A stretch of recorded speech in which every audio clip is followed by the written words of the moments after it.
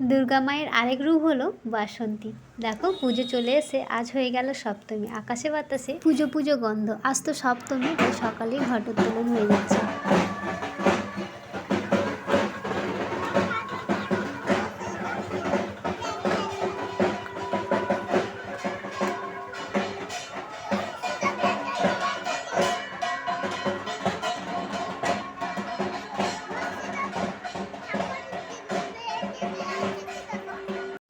মিমির স্কুল যাওয়ার পথেই এই পুজোটা হচ্ছে।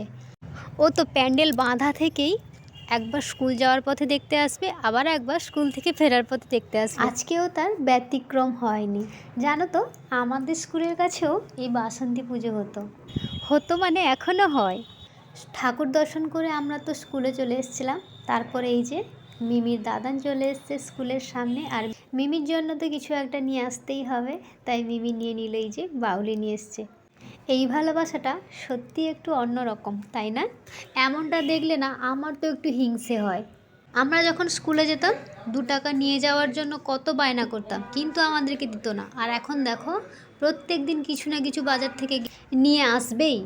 তোমরা তো দেখেই বুঝতে পারছো যে আমার বাপের বাড়ি আর শ্বশুর বাড়ি রাস্তার মধ্যে কতটা দূরত্ব। ওই যে বলছিলাম না বাসন্তী পুজো আমাদের স্কুলেও হয়। জানো তো, ওই বাসন্তী পুজো নিয়ে আমাদের কত আবেগ জড়িয়ে আছে। জানো তো, আমার শ্বশুরবাড়ির ছাদের ওপর দাঁড়ালে আমার বাপের বাড়ির সেখানকার পুজোর মাইকের আওয়াজ আমার কানে এসে বাজে। ছোটোবেলায় যখন বিকেল হলে পাড়ার সাথীরা সবাই এসে বলতো, চল একটু মেলা থেকে ঘুরে আসি, চল মেলায় গিয়ে একটু ফুচকা খেয়ে আসি। আর যেদিন যেতাম না, তোরা আজকে যা, আমি আজ যাব না। জানো তো, তখন না মা বলতো, যা ঘুরে আয়। যখন পরের ঘরে যাবি, জানি না হয়তো পাঠাবে কি না। তখন মায়ের কথাটাকে এতটা গুরুত্ব দিতাম না, হেসেই উড়িয়ে দিতাম। দূর, তুমি চুপ করো তো। আমার গ্রামের পুজো আমি দেখতে আসবো না, সেটা কখনো হতে পারে? আজ তো পুজো দেখছি, তবে ওখানকার না, এখানকার। হ্যাঁ, ঠাকুর তো সমান, ওখানে দেখা যায় এখানে দেখা তা। কিন্তু ওই যে ছোটোবেলা থেকে যেখানে দেখে বড় হয়েছি, সেই পুজো দেখার মজাটা একটু আলাদা। মায়ের কথাটা আজ কেমন সত্যি হয়ে গেল।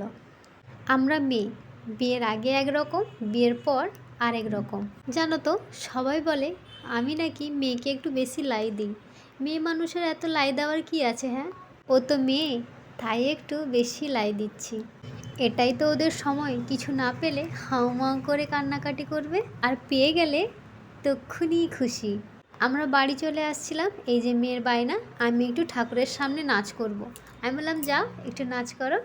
যতটা পেরেছে ও নিজের মতন করে একটু নাচার চেষ্টা করছে। এবার চলো বাড়ি যাই। সকলকে জানাই শুভ সপ্তমী। আজকের মতো এই পর্যন্তই। দেখা হচ্ছে পরবর্তী কোনো এক ভিডিওতে। টাটা, সবাই ভালো থেকো।